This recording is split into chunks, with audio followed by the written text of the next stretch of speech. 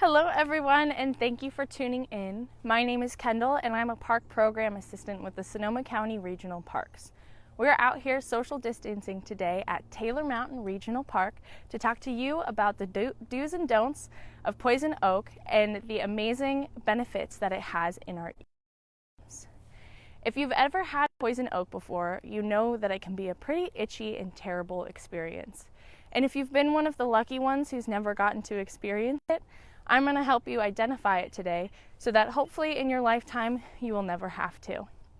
So, poison oak is such an issue for humans because of an oil called urushiol oil.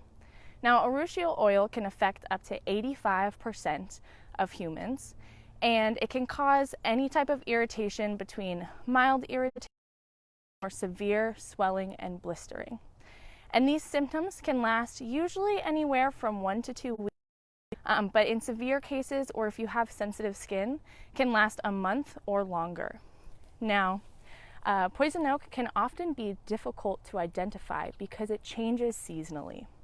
So, as you can see, it's actually behind me. If you look in kind of the sunny spots, you can see right now it's a very light green color and light red color because we're in a bit of a transition phase for it. But in the spring, it looks this beautiful bright green color, and it has quite shiny leaves. It also grows in leaflets of 3. If you've ever heard the rhyme, leaves of 3, leave them be, regarding poison oak, that's because of the 3 leaflets or the leaves that it grows in that shape. Later in the year, it starts to grow these green berries. And later in the year, they also turn more white in color as they fade. And in the fall is when it is in its most signature color. It's this bright, deep red.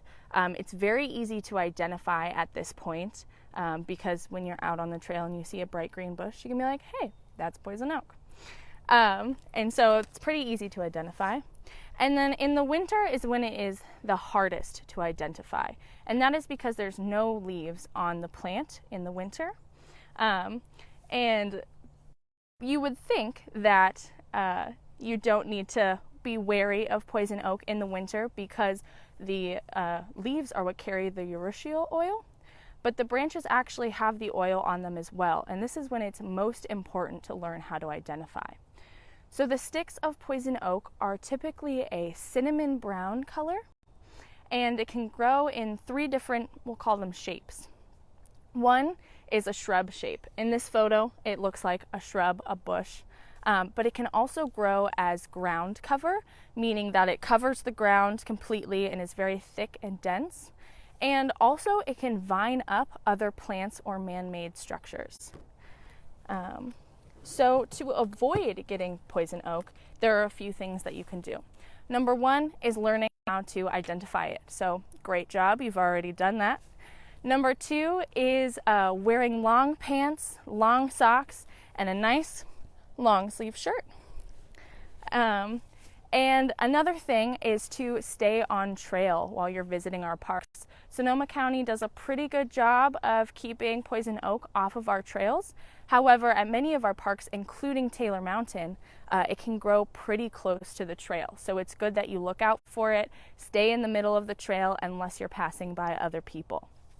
And if all else fails, there are really great products like Tecnu that you can carry to wash off poison oak pretty easily.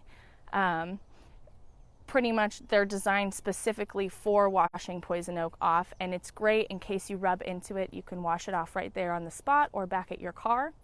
Another important note to know about poison oak is that it cannot affect your pets. However, your pets can transfer the urushiol oil onto you.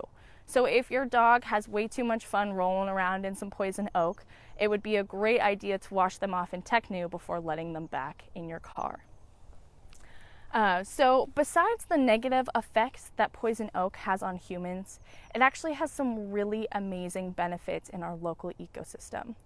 It is a native plant here in California, and it provides really great food and habitat for such a large variety of species. Many insects take cover in poison oak on those hot days where they need to escape the heat. And many rodents, like squirrels, use it to hide from predators. And in terms of food, there are insects like moths and butterflies, and also deer and squirrel who like to nibble on the leaves of poison oak. And poison oak leaves actually have a lot of really great nutrients, including calcium and phosphorus. When poison oak starts to flower, it offers its nectar and pollen for bees and beetles. And when it has berries on it, there are a large variety of bird species who eat the berries. And actually something really cool about their berries as well is when many other berries die off when fall comes around, poison oak berries are actually able to last through late fall and early winter. And therefore there are many bird species that rely on that source of food in those months. Poison oak is also able to outcompete a lot of invasive species. If you don't know what an invasive species is, it's a non-native plant that has the ability to outcompete many native species in an ecosystem. And we don't like invasive species. So poison oak, because it is so widespread, it can grow in a variety of growing conditions and soil types, making it the best competitor against invasive species like bull thistle and giant reed, which can be big problems in California. So yay poison oak for that. And also, it's a great pioneer plant after wildfires. So in Sonoma County, obviously, we have had a few extra wildfires in the past few years. And poison oak is the first plant to grow back after a wildfire, and therefore it is able to stabilize the soil, and it allows other plants like coastal live oaks, which is actually growing right behind me right now, it's able to grow into maturity, where if we didn't have poison oak to pioneer the landscape, it might not be able to grow into its full form. All right, so since it's been a minute since I described what poison oak is, I'm going to put you all to a test and see if you can guess which one it is.